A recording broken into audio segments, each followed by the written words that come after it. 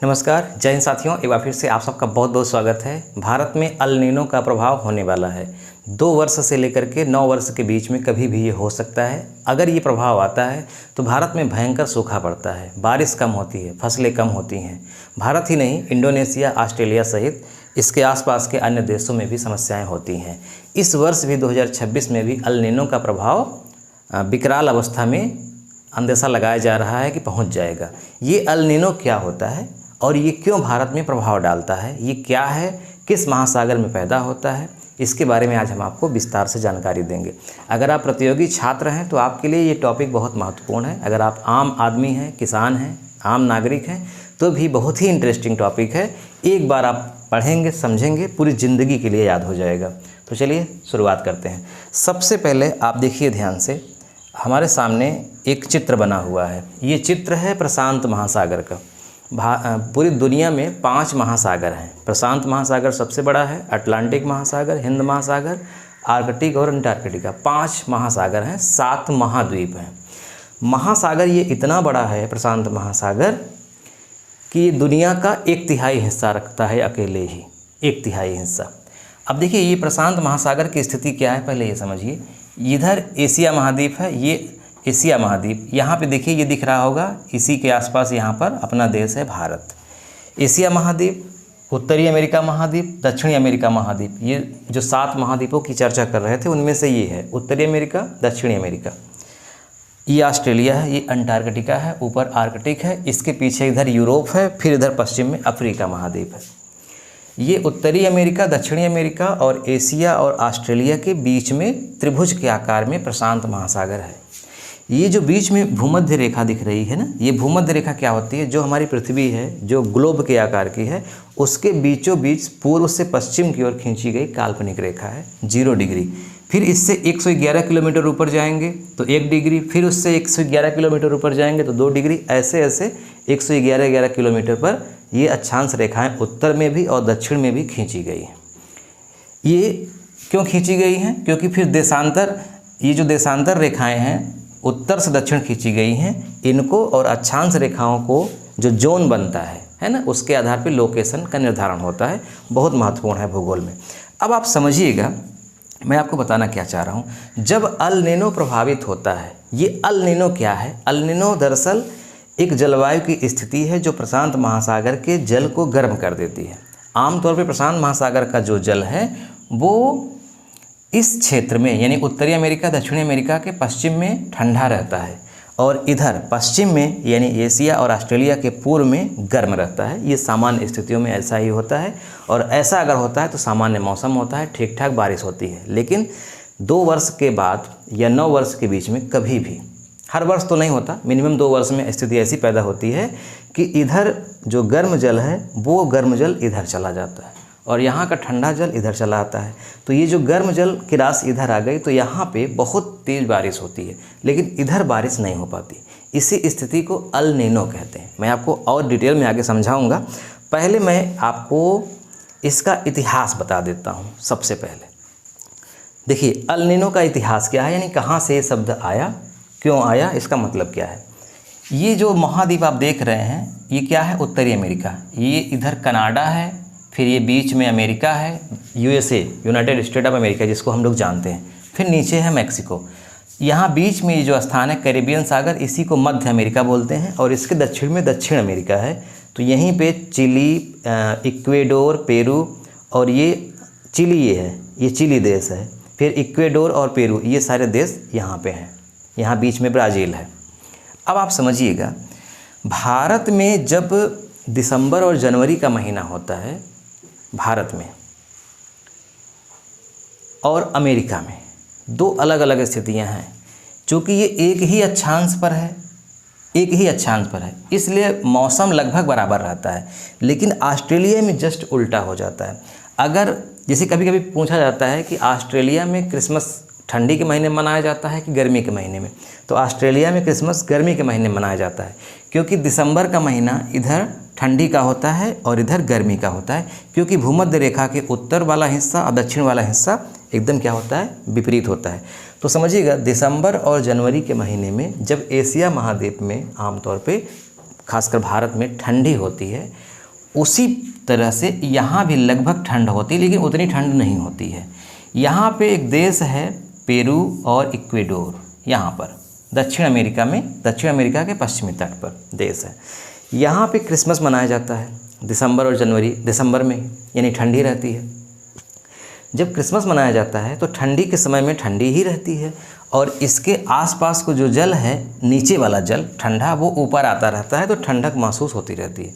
लेकिन हर दूसरे साल या तीसरे चौथे साल या 7 साल 9 साल में कभी ऐसा हो जाता है कि इसका जो ठंडी मतलब नीचे का जो जल है, ठंडा जल है, वो ऊपर नहीं आ पाता और ये वाला गर्म जल इधर चला आता है, तो यहाँ का मौसम बड़ा सुहाना हो जाता है। भाई ठंडी के महीने में अगर गर्मी का आभास हो तो सुहाना ही मौसम होगा। तो यहाँ पे क्रिसमस के महीने में बड़ा सुहाना मौसम हो जाता था किसी किसी साल।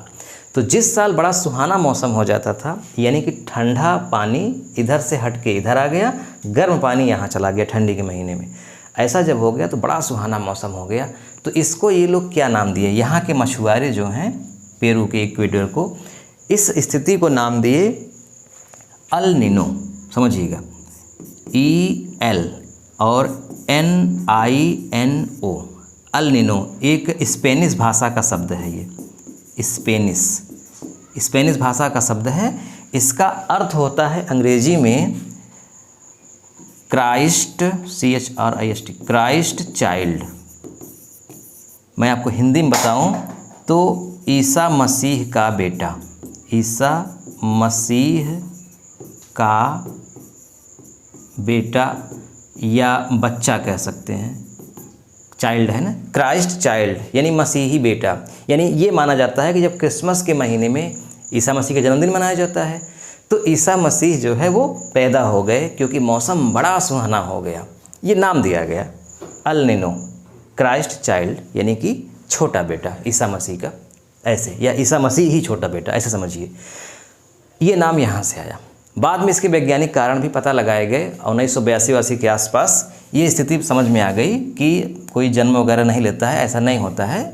होता ये है कि ये भूमध्य रेखा के आसपास, यहाँ से 30 डिग्री दक्षिण में और 30 डिग्री उत्तर में, 30 डिग्री अक्षांश, 30 डिग्री अक्षांश, ये जो स्थान होता है अक्षांशीय विस्तार के आधार पे, इसको विषुवतरेखी प्रदेश बोलते हैं। और यहाँ पर जो पवनें चलती हैं उनकी दिशा ऐसी होती है, व्यापारिक पवनें, पूर्व दक्षिण से उत्तर पश्चिम की ओर, और जो इधर से पवनें चलती हैं उनकी दिशा ऐसे होती है।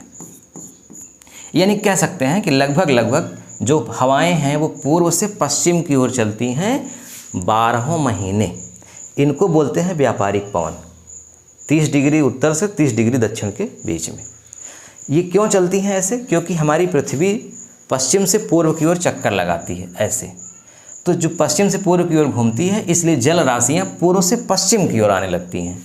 यानी पृथ्वी के घूर्णन का ये विपरीत अनुसरण करती हैं व्यापारिक पवनें। वर्ष भर इनकी दिशा कभी नहीं बदलती। जैसे हमारे यहाँ मानसूनी पवनें जब आती हैं, दिशा बदलती रहती, कभी पूर्वी चलने लगेगी, कभी पश्चिमी, कभी उत्तर, कभी दक्षिण। ये स्थानीय पवनें हैं। लेकिन ये जो हैं क्या हैं? प्रचलित पवनें हैं या ट्रेडिशनल पवनें हैं, अस्थायी पवनें हैं।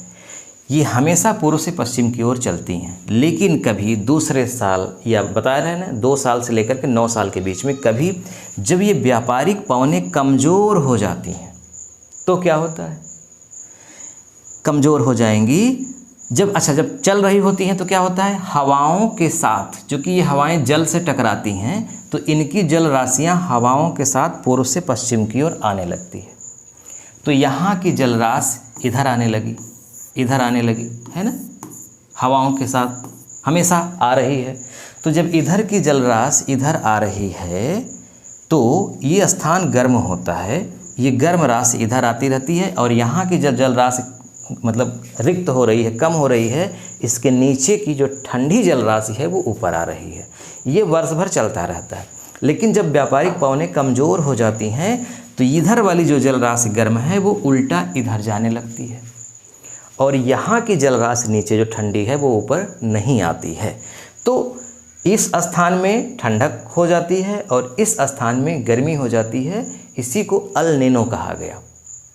एकदम क्लियर बात। इसका वैज्ञानिक कारण यही है कि व्यापारिक पवनें जब कमज़ोर हो गई तो ये अल नीनो की स्थिति पैदा हो गई। अब समझिए, जब ये अल नीनो की स्थिति आ गई तो क्या हुआ। अच्छा, हम इतिहास बता चुके हैं अल नीनो का। ये देखिए, सामान्य समय में क्या होता है कि पूर्व से पश्चिम हवाएं चलती रहती हैं, यानी जलराशियाँ भी पूर्व से पश्चिम की ओर चलती रहती हैं। मौसम सुहाना रहता है, यानी भारत, इंडोनेशिया, ऑस्ट्रेलिया, इसके आसपास गर्म जलराशियों के कारण ठीक ठाक वाष्पीकरण होता है और बरसात होती रहती है। तो यहाँ पे क्या होता है, सामान्य वर्षा होती है। जब अल नीनो नहीं होता तब सामान्य वर्षा, ठीक ठाक खेती होती है, मौसम अच्छा होता है।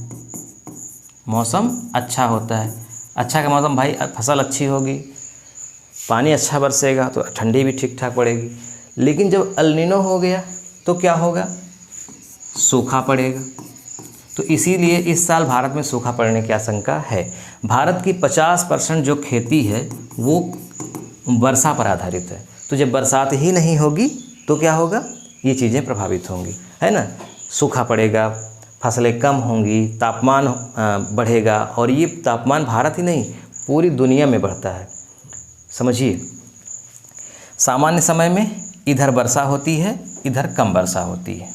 लेकिन जब अल नीनो हो जाता है तो इधर कम वर्षा होती है और इधर बहुत वर्षा होती है और यहाँ बाढ़ की स्थिति पैदा हो जाती है पेरू और इक्वेडोर के आसपास। 1987 में जब अल नीनो आया था तो पेरू और इक्वेडोर में बहुत प्रचंड बाढ़ आ गई थी। उसी समय इसका वैज्ञानिक अध्ययन शुरू हुआ था कि अल नीनो क्या है। तो जब अल नीनो प्रभावित हो गया, यानी इधर वर्षा होने लगी, इधर कम वर्षा हो गई, तो ये तापमान भारत, इंडोनेशिया, ऑस्ट्रेलिया ही नहीं बल्कि पूरी दुनिया में तापमान बढ़ जाता है। पूरी दुनिया इससे प्रभावित होती है। इसीलिए पूरी दुनिया का मौसम विभाग प्रशांत महासागर का अध्ययन हमेशा करता रहता है और इस साल ये प्रभावित होने की आशंका है। अब समझिए, हमने आपको बता दिया कि अल नीनो क्या है, अल नीनो कैसे होता है और कब होता है। 2 वर्ष से लेकर के 9 वर्ष के बीच में। और ये कब तक प्रभावी रहता है, ये लगभग 9 माह से लेकर के 12 माह तक, 9 माह से 12 माह तक, यानी ये वर्ष भर प्रभावित रहता है। दिसंबर जनवरी से शुरू हो जाएगा, फरवरी से, दिसंबर जनवरी फरवरी मार्च अप्रैल मई जून जुलाई अगस्त सितंबर अक्टूबर नवंबर, ऐसे। यानी भारत भी समस्याग्रस्त है, इंडोनेशिया भी समस्याग्रस्त है, ऑस्ट्रेलिया में तो भयंकर सूखा पड़ जाता है, भारत से भी बुरी स्थिति। ऑस्ट्रेलिया तो सूखी भूमि का देश बोला जाता है, वहाँ पानी ही नहीं बरसता जब अल नीनो आ जाता है तो।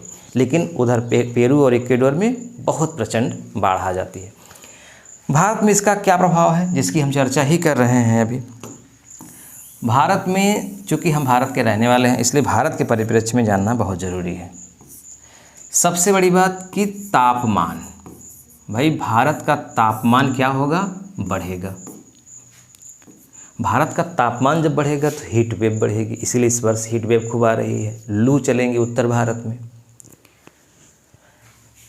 वर्षा कम होगी, वर्षा कम होगी का मतलब सूखा पड़ सकता है, और जब सूखा पड़ जाएगा तो क्या होगा, फसलें कम होंगी, फसल कम होंगी, और जब फसल कम होंगी तो क्या होगा, महंगाई बढ़ेगी, महंगाई बढ़ेगी।